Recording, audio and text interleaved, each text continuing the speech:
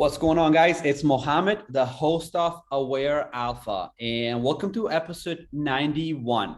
Just want to say I'm feeling super grateful for having a platform to share my experiences and the guests that I bring onto the show and their experiences and the lessons that they share. And lately, I am even more grateful for all the feedback that I have been getting from individuals that are not only listening to the podcast for entertainment purposes, but they are actually taking stuff away and they're starting their own healing journey. They're starting and implementing a lot of the things that we talk about on this podcast. And everyone that listens to the podcast is very familiar with how I invite guests onto the show. Through Instagram, Facebook, social media, individuals that I feel called to, I reach out to them and I bring them onto the show and we have a genuine organic conversation about whatever that comes to mind. So with that being said, today we have a special guest. He goes by the name of Aaron. He's a coach and a best-selling author. And based on checking out his Instagram, he seems like he's traveling the world and really, truly helping men become an aware alpha in this modern day age. So with that being said, welcome to the Aware Alpha podcast, Aaron. Thank you. Great to be here. Love what you're creating. Awesome. Thank you, man. So one of the first questions that comes to my mind is, what do you consider an integrated man? Or what do you think an integrated man looks like? Or what's an integrated man? Yeah, great question. For me, an integrated man is a man who's connected to his mind, he's connected to his heart, he's connected to his emotions, and he's connected to his sexuality. And neither of any of those take the leading edge, but he has an awareness to lean into any of those voices at any given time. And we all know that those voices can be strong. Sometimes the sexuality is strong. Sometimes the mind is strong. Sometimes the heart's like really strong. And the emotions, that fiery, animal instinct is strong. And so an integrated man has an awareness of all of these voices inside and is able to assimilate them, and really what I feel like then speaks and takes action from his heart, from a heart which is I find most deeply and directly connected to the soul. So an integrated man isn't just this super alpha, I'm gonna destroy and dominate the world. He's soft, he's tender, as well as he's clear, he's direct, he's a walking embodiment of love, and he understands love cognitively, and he also breathes love in his day-to-day life. That's a great answer. What would you say, or what does it take to become an integrated man?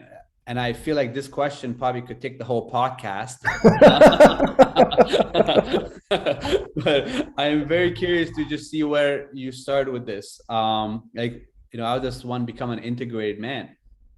Well, the way I look at it is life gives us great opportunities to learn. Life gives us great opportunities to observe the things that we're good at, the things that we fail at, the things that we have fallen away from. And so if we can utilize our school ground of life to evolve, expand, and grow, then we have the capacity to be more integrated, because the journey you've taken to be where you are now is different from the journey I am, different from every single human on this planet.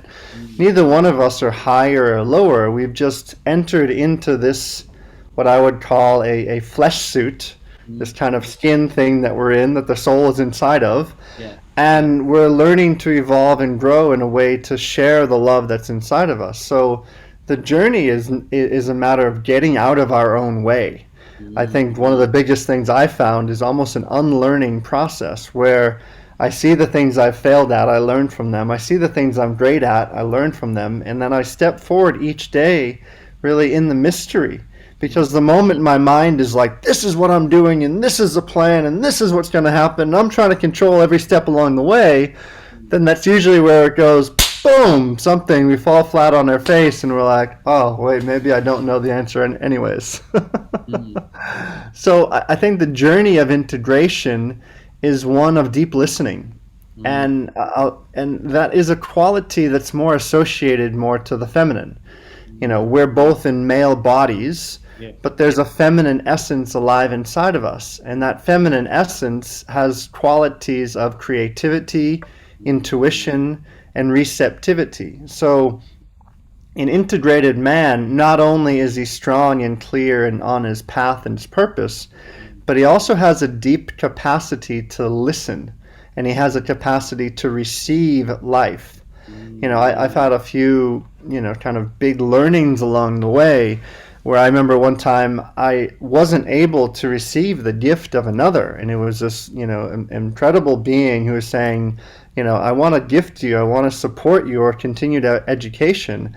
And I was like, my ego was up, and I'm like, well, who am I to receive? And I remember a friend of mine at the time, she's like, well, who are you not to receive?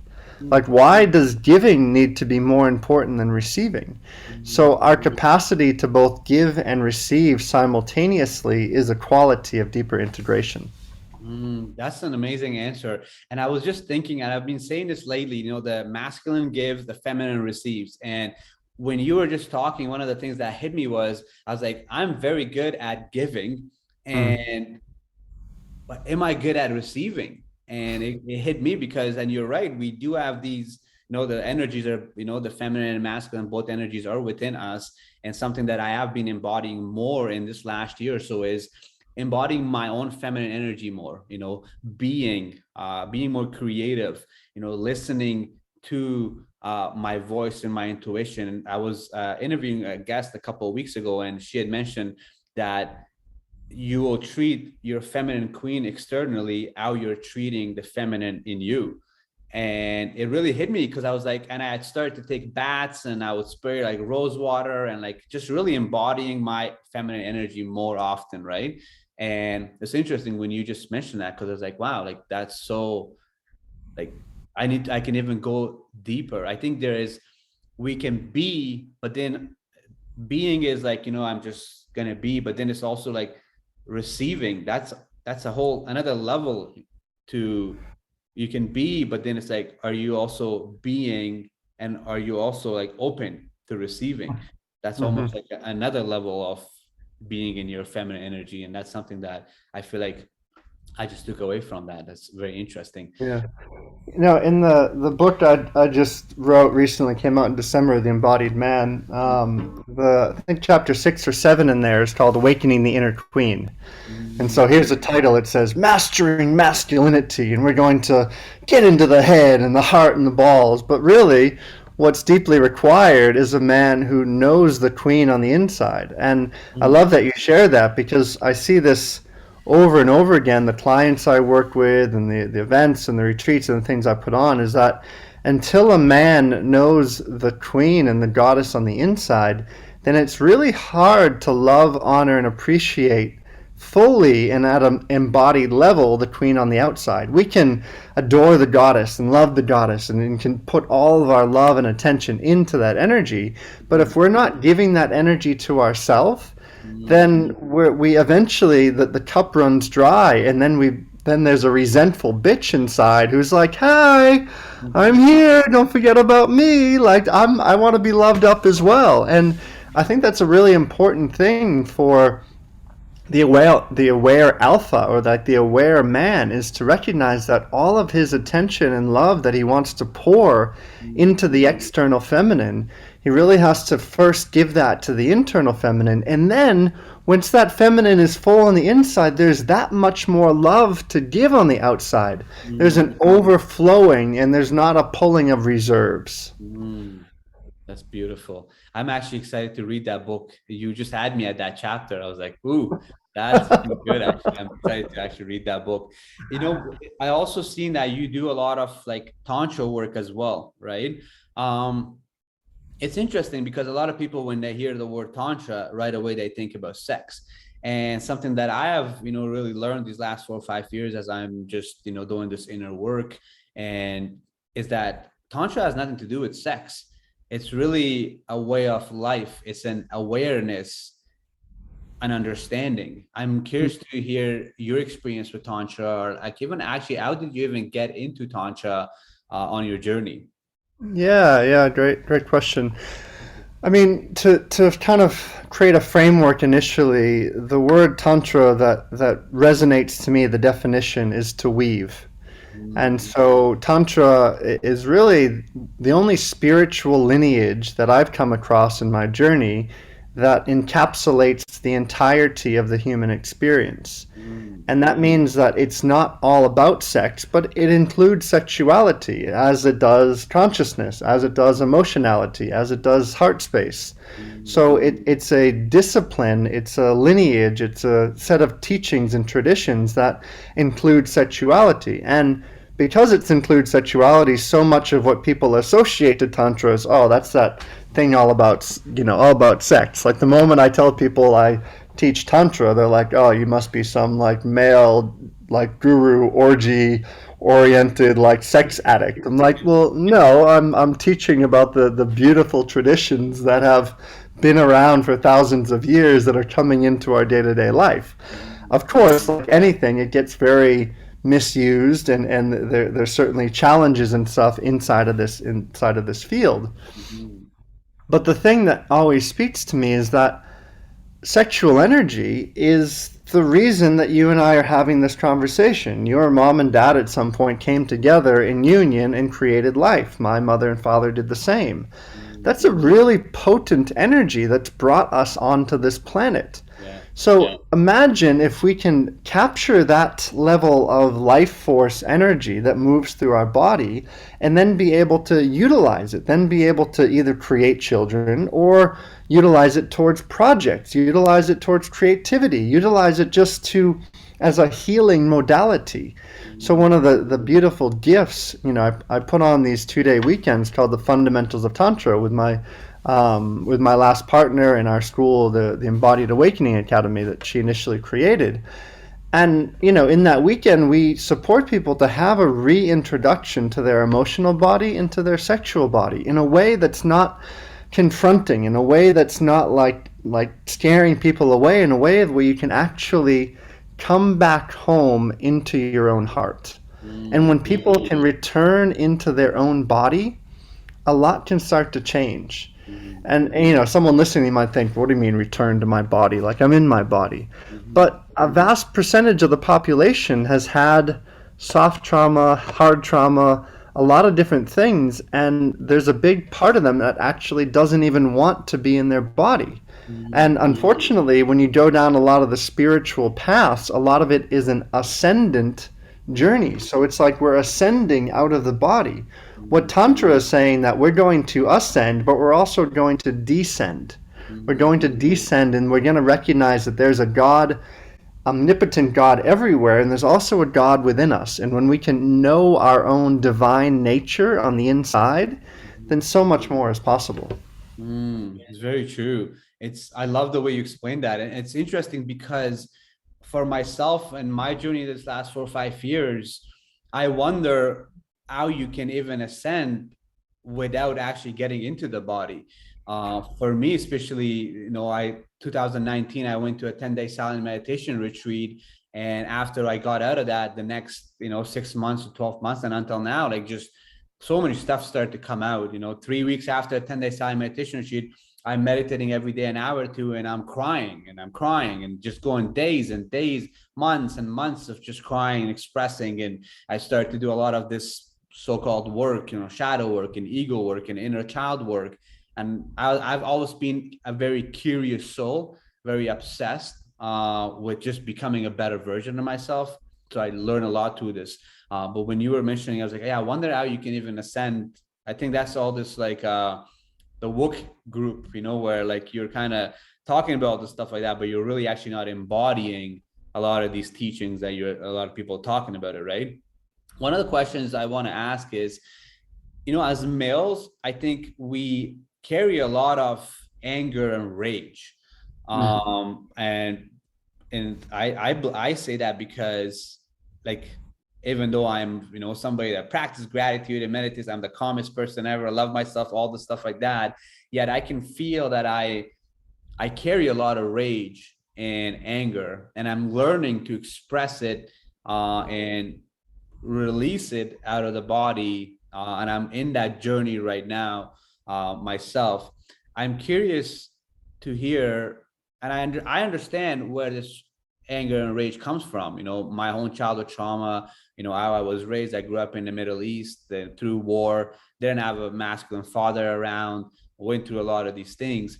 What I'm curious is that, is this a normal thing where everybody's carrying this anger and rage? And what are some practices that one could do to release this anger and rage? Or is it actually even, or do you even need to release it? Is it okay to just, you know, be the way you are? Is this something that can even ever come off? Like, am I always going to have this anger and rage that can come? And I don't, and it's interesting, I'm saying this as if like I just had a shitty day yesterday or something. No, it's like I'm barely ever mad, but yet I can feel within my body right now as I'm doing this work even deeper into it than I ever been, that there is anger and rage that in my body, I can feel it. And I don't know what the next step is, but I believe that it will come. But I'm curious to hear your thoughts on that. Yeah, I mean, anger and rage is definitely a big aspect of masculinity. It's also a big aspect of just being human. It's like emotion is energy in motion. So if we're human and we're living and breathing and we're taking breath, that means that we're going to feel emotion. And now there's different levels of emotion. If I'm in a constant level of anger and rage, there's often usually suppressed things from the past that haven't been felt. And so imagine this, it's like as a child, when emotions come up, what happens for most children? There are some parental figures saying, "Don't be upset. What's wrong with you? Let me fix you. Why are you crying? No. You're not allowed to be angry. Don't be angry. Big boys don't be angry. No. They don't cry either. No, you're just supposed to be a calm robot that doesn't do anything, that has no emotions." Like this is what is instilled to us. So imagine for a lot of humans, we've spent 5, 10, 15, 20, 30, 40, 50 years, 60, 70 years of our lives suppressing our emotional body. Now, let's look at emotions as water, because emotion is the feminine element, it's the watery element. If you and I were to walk to a river right now, a flowing river, and we decide, and I say, Mohammed, let's build a dam. We're going to build a dam across this river and not let any of the flowing waters go through. So, you know, a little while, the pressure starts to build and build and build. And then eventually that water is just, we can build a really great wall, but the pressure behind it is going to build and build until finally it goes, and it pops through. And then that's this like knee jerk reaction, which is the fight response being activated in the nervous system because it hasn't had a chance to actually express that in life. And so to have a healthy emotional body is a requirement. It's a necessity. We can't live in life without having healthy emotions. So the way that we begin to do this is learning skills and tools and techniques, and this is a lot of what I'm teaching in retreats, especially around emotions, of how to move our emotional body in a healthy way. Because often we're not taught that. What are we taught in school? We're taught, okay, we learn algebra, we learn physics, we learn mathematics, we learn English, we learn language. Do we learn how to be a human and move our emotions? No. Do we learn anything about sexuality? No. We just think that we know what to do. And who are we learning from? We're learning from our parents, who probably haven't had a healthy emotional expression either. There's only a few individuals I've come across in the last 15 years of doing this work who had parents who were like primal therapists. Like a buddy of mine in Australia, his mom was a primal therapist growing up. So he literally had a room covered in pads, and when he would get upset, his mom would say, go to the room and beat the pads and beat the pillows. So he just grew up expressing his rage and his anger. Like that was what he was used to. He's a pretty calm, like, you know, peaceful individual these days. That doesn't mean he doesn't still get upset. It just means there hasn't been a lot of suppression inside. And I know for myself, like when I first met this field of embodiment, there was a lot of emotions that were coming through. There was a lot. It was like I uncorked that river and there was just constantly some rage and some anger and some sadness. And here's another thing that's really important, especially for men listening, is that when you start to get in touch with your emotions, don't try to cognitively comprehend your emotional body. Now, what does that mean? It means that when we can start to cry, we might try to figure out, well, why am I crying? What's the reason I'm crying? What's the reason I'm upset? I'm sure there's a reason, but at the end of the day, it doesn't actually matter. The gift of our emotional body is that we can emote for no reason. We can cry for no reason, and we don't need to have any reason. And just that's the gift of being human. If you don't want to be human, then, I get that it can be painful, but instead of trying to veer away from the pain, instead of trying to take another prescription drug to numb the pain, the best thing that we can do is actually feel the pain. And I'm sure there's people listening right now that are going through pain, and pain can be difficult, it can be challenging, but the only way through the pain is by feeling it deeply and knowing that there's another side, but knowing that our addiction to pleasure and avoidance of pain actually creates more pain. So pleasure and pain are one, they create each other. Happiness and sadness are one, they create each other. Kindness and cruelty are one, they create each other. This is the gift of being human, is that we get to feel the totality of what we are and who we are and not try to veer away from it. That's amazing. How would you, on a practical level, or what does that look like to feel an emotion? Someone listening to this right now might be wondering, like, let's say, I'm talking to a girl, all of a sudden, in my mind, I start to think like I'm not good enough. And I start to feel these feelings of not being good enough. That's kind of like an emotion. How do you feel an emotion? Like, what does that look like on a practical level? Yeah, great question. And the other thing, and to answer that, the other thing about emotions is that people often have a concept of what emotions are. Emotions, they're kind of, my last partner, Raven, she put it this way. They're kind of like the seasons. There's only a couple of them. We have sadness, we have happiness, we have frustration, we have anger. Joy could be kind of an emotion, but really when we break it down, like if I'm not feeling good enough, that's probably underneath that I'm feeling sad. Not feeling good enough is more of a concept of not feeling good enough. You're not good enough. You're in a body. You're divine. I'm not saying you are, but I'm just saying if that's what somebody's feeling. And to know that no matter what you're going through, you're worthy of love. You are loved. Love cannot be taken away from anyone.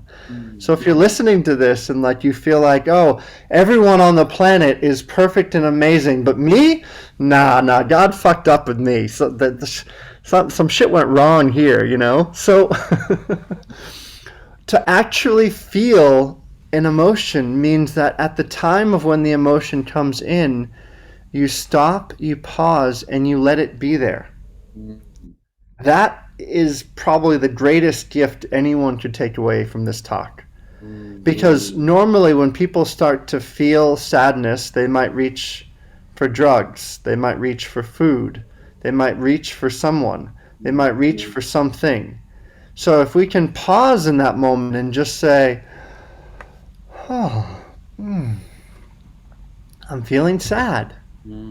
Or somebody did something and you're frustrated and you're annoyed. Instead of that part of you that wants to blame, shame, and condemn that person that did wrong to you, you can stop for a moment, feel the anger on the inside and be like, they're giving me the gift of feeling anger. Thank you. And I'll just say that again because that's a huge one. Most people, we get upset because somebody has done wrong to us. You've done something. It's all your fault. You've caused the harm. I'm feeling upset because of you. And I did a master's degree in spiritual psychology at the University of Santa Monica in my early 20s. And one of the phrases that always stuck with me is that if you're saying the words, I'm upset because ... What that means is it's time to go to your school of inner work. It's time to go to your inner sanctuary. It's time to feel, what am I being upset about? What is the external reflecting about the internal? And so to actually feel emotions means that I pause, I stop, I take a deep breath, and I let them be there.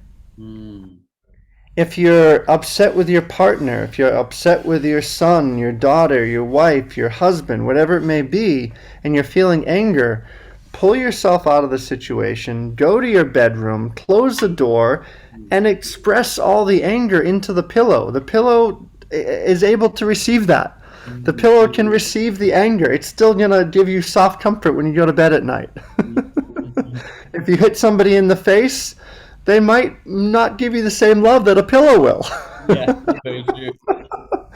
So it's like the aware alpha has the awareness that in that moment, when anger is rising up inside, instead of trying to blame, shame, and condemn the person that you think has done wrong to you, you take responsibility for the upset you're feeling, you move your emotions, you vibrate your body, you let life force move through you.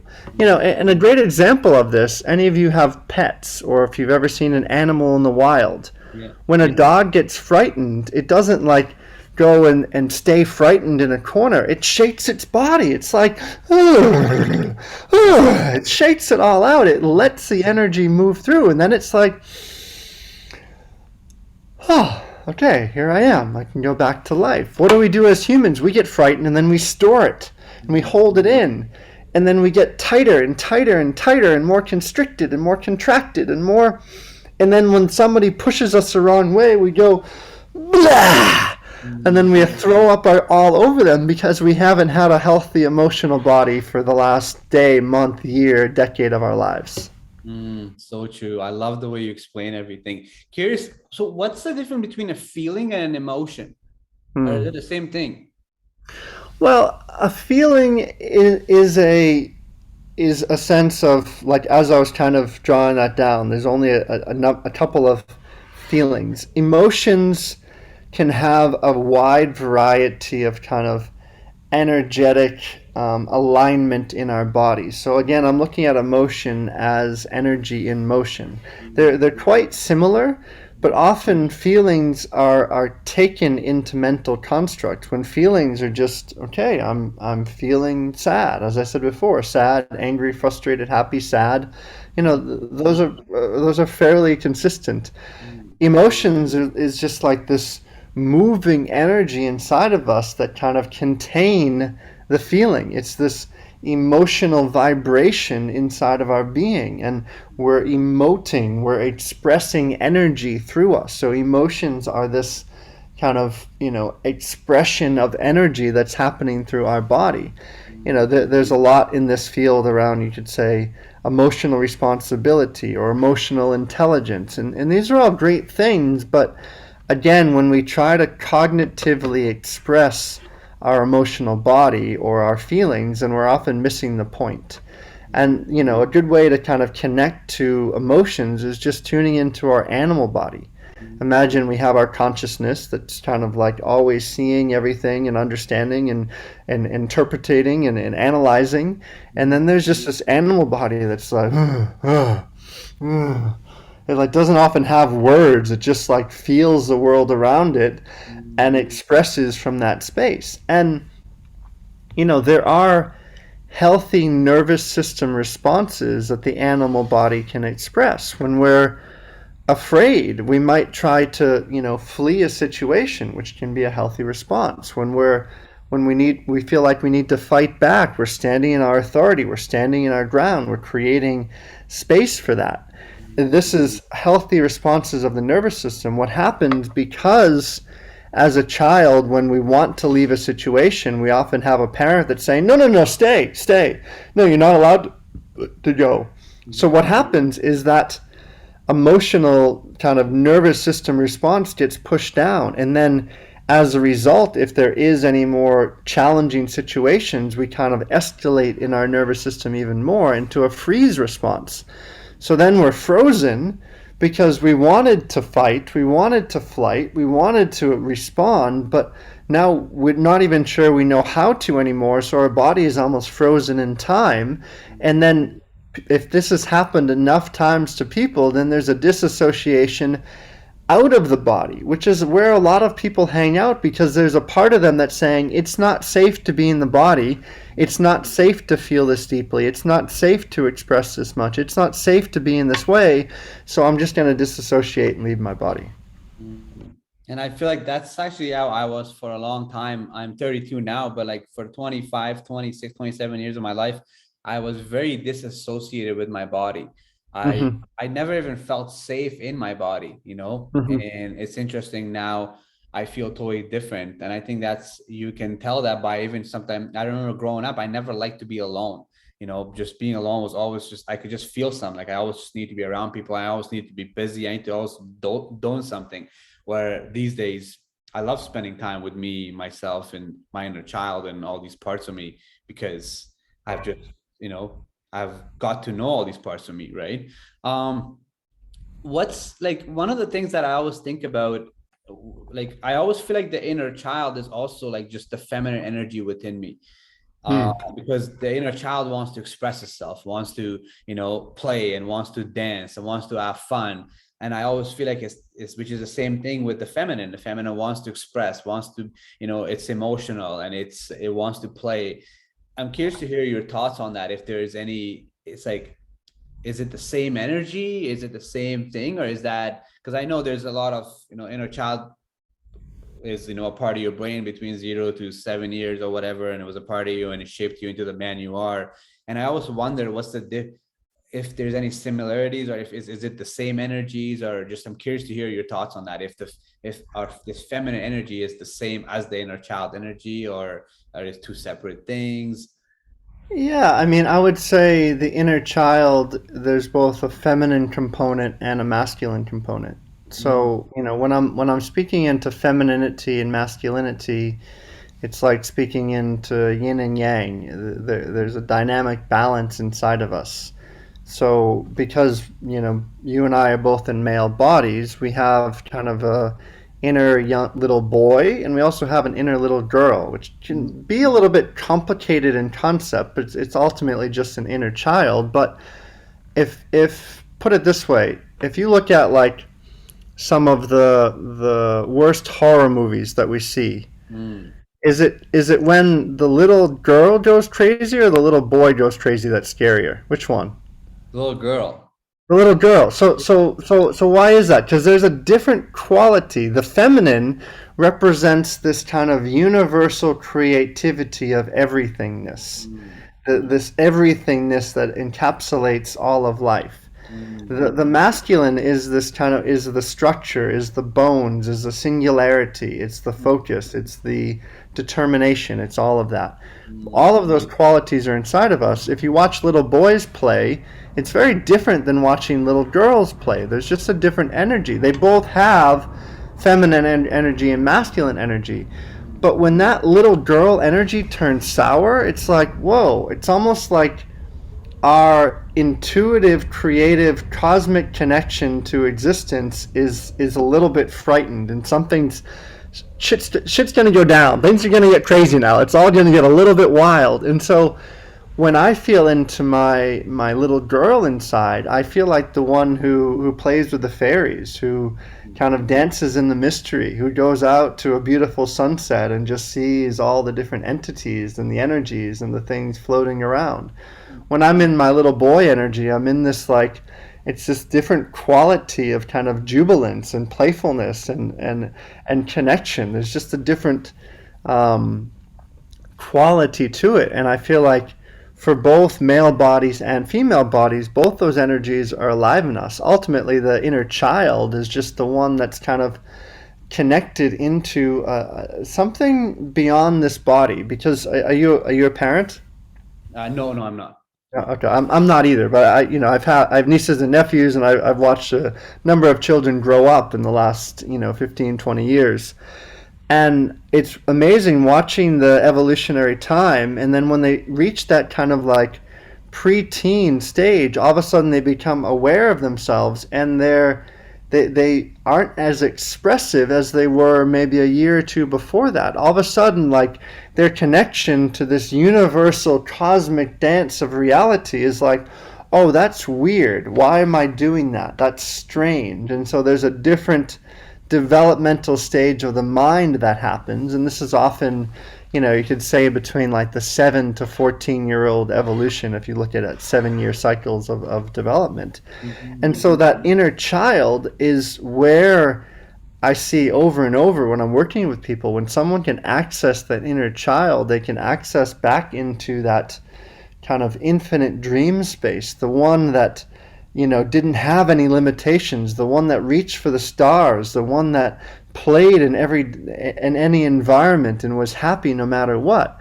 And of course, if people went through challenging traumatic situations at any of those times at a young age, there's a wide variety of developmental things that have been impacted as a result. And I've seen a lot of things of that through the years. So yeah, inner child is alive inside of us. And I love, I just spent the last 2 days in the woods in Denmark after teaching a festival up here, just walking through the woods and playing with the trees and just having my own alone time and time with myself. I'm often with people a lot these days. When I have time on my own, it's like I can feel all the elements and all the parts in me, and they're all kind of coming through as an aspect of who I am. That's amazing. As you were just sharing all that, there was something that was on my mind, and I wanted to kind of get your opinion on it. And it's interesting. I've actually never shared this on the podcast. Actually, I've never actually even there's only probably 5 to 7 people that know about this. And I only learned about this probably 2 months ago when my sister shared with me this. And so she actually shared with me that when I grew up in Afghanistan, and she shared it with me. She's like, I have to tell you the story because I just I feel like you need to know, you're ready for it. She's like, one of the worst days of my life was, she's telling me this, one of the worst days of her life was when I got circumcised. And she's like, I was screaming that day. You were screaming that day. And she told me the story. Pretty much so what happened was, in our little town, my mom and dad, they found out some kid that got sick or something like that, and he wasn't circumcised. So my mom believed that I have to get circumcised, and I'm already 5-6 years old. So it's like I have to, this has to happen. And I live in a small town in Afghanistan, small village in Afghanistan, no doctors, no one. To make the story short and sweet, pretty much is that they ended up circumcising me without any anesthesia. And so the story, and when I was mentioning about the anger and the rage, where lately it's been coming because I'm starting to realize why I never had any trust in the masculine. And I host a men's circle here in town for all the men. And one of the men, when I shared the story with them at the circle, he was like, that's why you never had any trust in the masculine or your father, because it's like the man that was supposed to be there for you wasn't there for you. And in this experience, I'd only remembered smiling. I just remember this happening and me smiling, and everybody was smiling around me. But what I just realized, my sister, she's like, no, you got circumcised, and my cousins and all the men in town, they held you down as the guy who did the cut.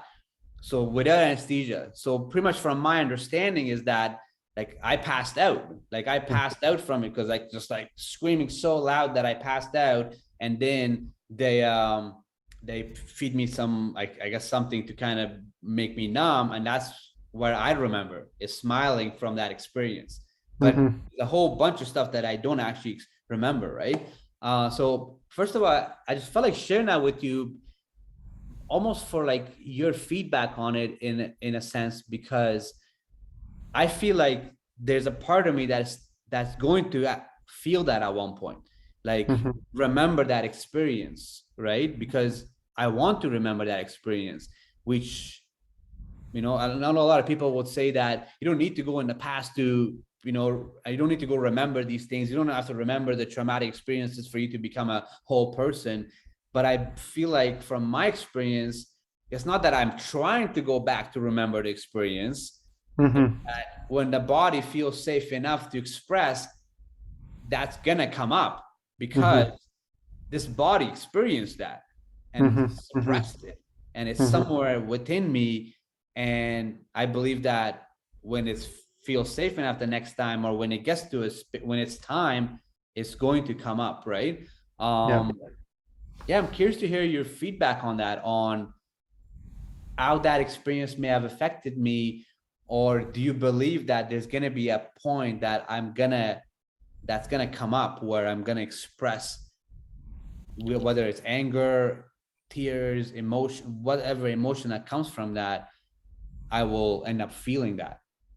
Yeah, yeah, no, it's a great question, and thank you for sharing that and bringing this into the conversation. It can be a vulnerable thing, so honoring that sharing for you. Thank you for holding space. Um, yeah, yeah. I mean, there's many parts to that. You know, situations that have happened in our past. If there's emotion and energy connected to it that hasn't been expressed, then that's being stored inside the body. And Mm. so there's a part of your kind of um, being that's bringing forth these memories, probably because now, compared to, let's say, 10 years ago, you're more able to actually handle moving through the emotions that come with that situation. So this is often, I see this a lot, especially working with clients where all of a sudden I'll take them through a process and they'll remember sexual abuse that happened when they were 10 years old, or they'll remember something, and it's just like it's been stored away in a part of the consciousness because it was so challenging. Like, probably there's a part of your body at that moment that just disassociated and was like, I can't trust anybody here because look what they just did to me.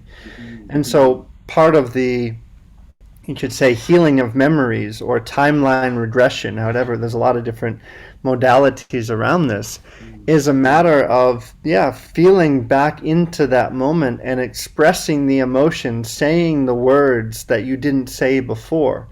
In a lot of the one-on-one sessions I do, and we do different variations of this in groups as well, it's giving people an opportunity to express consciously, to literally allow that voice inside who is probably being pushed down to say, fuck you, get off of me, and really like reclaim that power in a sense. You can never go back and change the past, but what you can do is change the way we associate to the things that have happened in the past, because there's nothing that's happened in our life that's only negative. There's Mm. nothing that's only been positive. It's impossible for something to exist like that. But we often have a belief that, oh, that was so terrible and I never want that to happen again. But when we do that, we're recreating situations that are trying to force us to love, honor, and appreciate the Mm. perfection of the past. And so, in that situation for you, like, things probably will start to surface more, and there might be a distrust in the masculine. And the fact that you have a podcast called Aware Alpha and you're supporting men to wake up, it's like that makes a lot of sense. It's like there's a part of your dharma connected to your past that's then giving you an inspiration to support male bodies, especially, to be more conscious, to be more aware, to be more present. And especially, to take this even deeper, like this conversation of circumcision, Mm. there's we could probably have a whole podcast on that alone, because there's such I find a fallacy. I'm also circumcised. I was raised in the Jewish religion, and that's just part of it. And it's like there's this part that somehow, the genitals aren't clean, and we need to make sure that they're going to remain clean. And there's so much sensitivity that's taken away when Mm. that happens. And so imagine, because there's a decrease in sensitivity, and then we grow up in a porn inflicted demoralization of the feminine society, it just perpetuates this part of us as men that don't have respect and appreciation, often, for sensitivity, because the very essence of our sensitivity was taken away at a very young age. To Mm. me, that didn't happen when I was 4 or 5 years old. I think it happened just at a couple months of age. So of course I still felt it, and I actually just went through a process recently in receiving a session where I was like right back at that moment, and I had just heaps of tears and so much energy moving through me, and I was saying the things that to my mom, to my dad, that I don't know if I could verbalize at that time. And Mm, from that moment, there's been a change in my own sexual energy. This just happened a month or two ago. So it's like the evolution of this process is ever unfolding, and there's so many nuances inside of it. And really, it's a capacity to feel deeply and to notice and to listen to the things that are fed to us and to notice how that responds inside of our body to the situations that have happened in the past. that's amazing. Thank you for sharing that. One thing I've been experiencing since I heard that story is that I noticed at night I'm going to bed and I will wake up, or even when I'm going to bed, I grab my penis and my Mhm. like my balls. Like I actually have my hand on it. And not because I'm trying to play with myself, but it's almost like the body is protecting it. Mhm. And I Mhm. and I wake up in the middle of the night, it's like my hand is on it as if I'm protecting it, and my body has this wisdom that maybe mentally I'm not even I haven't processed yet, even though I am processing it in all levels at this point, right? So I find Yeah. that very interesting how the body has this wisdom that if we tap into it, it can like it can bring so many things to the surface, right? Sure. For Um, sure. and another thing also I've noticed is that so I work with men, helping them get over watching pornography. I have a program called the Zen Guide to Freedom from Porn, and I teach a lot about sexual energy and just the magic, the power within sexual energy, how you're able to use that towards releasing sexual energy in a healthy manner. Because growing up in this society, North America or most of the first world countries, really like the only way men are taught to release their energy, sexual energy, is sex, porn, masturbation. But and me learning from my early 20s, like I discovered that there's so many other healthier ways to release this sexual energy besides just penetrative sex or porn, right? And so what I've learned recently and what I'm working through recently is that I've just realized that I'm not as sexual. Like I'm not as like wanting to have sex with a beautiful woman right away. It's like those parts of me right now are kind of like processing certain things that they're just not as excited for a sexual experience. Mhm. It's like they're going through something and the desire Mhm. for, intimacy and sex is not there. I wonder if you think that's something like to do with this experience that I recently, this memory that I found out about, or is it, you know what I mean? Like I'm curious to hear your thoughts on that. Yeah, no, good question. I mean, what I find, I've gone through various stages of kind of my own highs and lows of my erotic energy.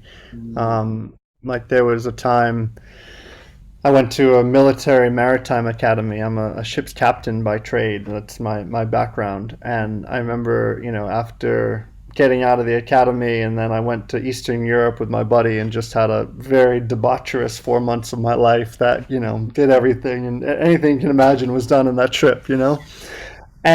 And then soon after, I remember I found the world of even more of meditation and connection. And there was a time where I almost turned asexual. It mm, was like my connection was to God. My connection was to the higher source, to something. And it was really a time in my life where I was meditating all the time. I was doing writing, and it was just like all of that sexual energy was being drawn towards more of an ascension. mm, And after, I can't remember how long, I remember there was a woman who I was spending some time with, who I think we were like meditating and doing like reading together, and something shifted in my body, and I just kind of was like, whew, and it was energy that I hadn't really felt in probably 8 or 9 months, and it even kind of surprised her. And I'm like, okay, like there's something just turned back on. And I wasn't like judging it, I wasn't, shaming it, I was just being with it. mm, The thing about our sexual energy is that it's life force, it's creativity, it's, you can kind of call it kundalini energy, which lies at the base of the spine and just has a way of uncoiling itself through the whole body. mm, Another example, last year in June, my partner at the time, we'd been together for over 2.5 years, and we were living in Bali together. And She went back to Australia to be with her children. I stayed in Bali, and we'd been making love every day for almost a year and a half, 2 years. Like that was just part of our routine, was making love. Like we both teach in this field of tantra, and that was kind of our medicine. And Mm, so there I went from making love every day to then her just not being there. mm, And it was in that time when in one of my meditations, that I realized the outline of a book that I had come into me like a month or two beforehand. I thought, I have a month free. Some other COVID weird chaos things happen, and I ended up tucking myself away up into the jungle for a month and writing the Embodied Man, this book.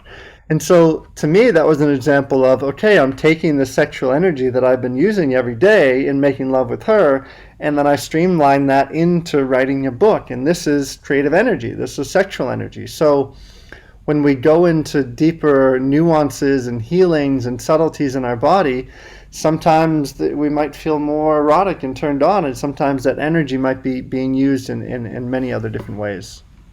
that's amazing. Thank you for sharing that. That's beautiful.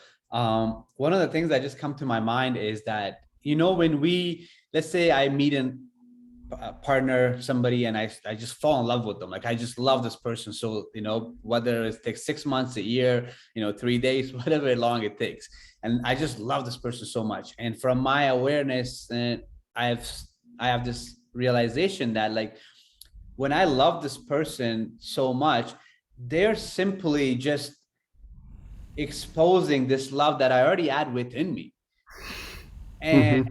so it's like, so I think I love this person so much, but yet really this love was always there. This person is only, they just brought it up, And Hmm. for me, as I'm thinking about this, like, out without having to find someone externally to expose and find this love within me, how can one find more of this love without an external partner? Yeah, I love that. And, it's really a journey of self love. And, especially for men, as I was saying earlier in our conversation, we love to love the external feminine, and that like gives us a reason for love. And Mhm. so the invitation is to, when that moment when we want to give so much to the outer feminines, to give that love back to ourselves, and Mhm. really imagine as though you're giving it to your young feminine inside, to a young girl inside, to a young woman inside, who probably has never really been acknowledged or recognized or loved or appreciated before. Mhm. And when that happens, so much changes. So the what we can do is really begin to nourish our own cup, and begin to really self initiate our own being. There's a retreat I run, several times a year around the world, called the Initiation Journey, and it's for only for male bodies, and it's really a deep dive into, all of the deepest challenges and issues and taboos and homophobia and all the things that men never talk about. And one of the things that we work on a lot is like this initiation for this feminine inside of us, and how can we learn to love her and honor her and take care of her and really nurture her the same way we want to love and honor the external. So instead of needing to find someone, like I work with guys sometimes, and they're needing and they're searching, I want to find love, where did love go, and where did it go, where did it go, I want to find it. It's like, imagine you go out and you meet a woman and she just feels a needy little bitch or needy guy. That's like, I don't want someone needy. I want to meet someone where the cup is overflowing, where there's already love there, because then if it doesn't work out, I'm not devastated because I already know love. And if it does work out, beautiful. Then it's two beings who aren't going to have a codependent relationship. Rather, they're going to have a interdependent relationship where it's a three-way relationship with God. It's one person in their own inner union, masculine and feminine, in union, another person in their own inner union, masculine and feminine in union, coming together, celebrating life together, not coming together and saying, I need you to feel love, because if you're not here, then I'm never going to feel love, and it's all going to be the end of the world, and oh my God, oh my God. And it's like, this is unfortunately what Hollywood sells to us. So it's an unraveling of that story to know ourselves as love intrinsically. Mm, that's amazing. That's a great answer. And another thought I had was, so, early 20s, and I hear it a lot too. Working with men and working with different individuals and networking with different individuals, where a lot of times people get into a relationship because they feel alone. Like, Mhm. I'm feeling lonely. I'm feeling alone. And one thing I have realized this last 4 or 5 years, a lot of times those feelings of loneliness, like it's it's because there's a part of you that wants attention. And Of course. right, and you don't have to actually, you don't need an external person to help you get over that loneliness. Something that I have that's helped me is just the validation, everything that I'm seeking externally, I can actually give that to myself, right? Hmm. And it's interesting because at times I wonder, I'm like, okay, so do I really need an external partner, because I'm just so happy with my own self living this life, right? I do have a question for you, because you host so many retreats and you work with men. What are your thoughts on ayahuasca? I'm just curious to hear if you have ever, done it, or if you are, just curious your thoughts, because there is a lot of talks about it these days, especially when it comes to, doing this work, and ayahuasca is supposed to help you kind Yeah, it's another subject I could definitely talk about probably for many, many hours, of. just in general around plant medicine. Mm. But I've had ayahuasca a few times, and it's been beautiful and revolutionary and revelatory in many ways. I, celebrate the different plants that can support my consciousness to expand into places that I might not normally be able to. Mm. However, and big caveat to this, if I'm taking ayahuasca every weekend, I think there's a part of me that's externalizing my feminine onto the plant. So Mm. this is really important for men because we're very addictive beings and creatures, and we love to do something and then keep doing it and then keep doing it over and over and over again, and then and we get into this place of chasing something.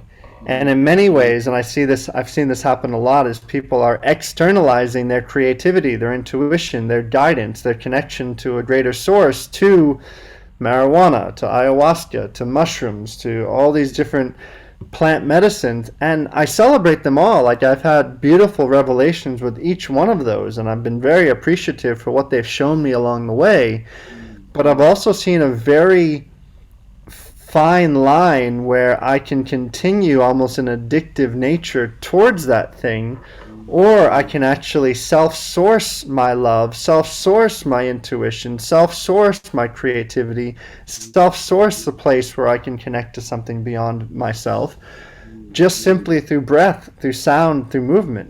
For me, Tantra is my medicine.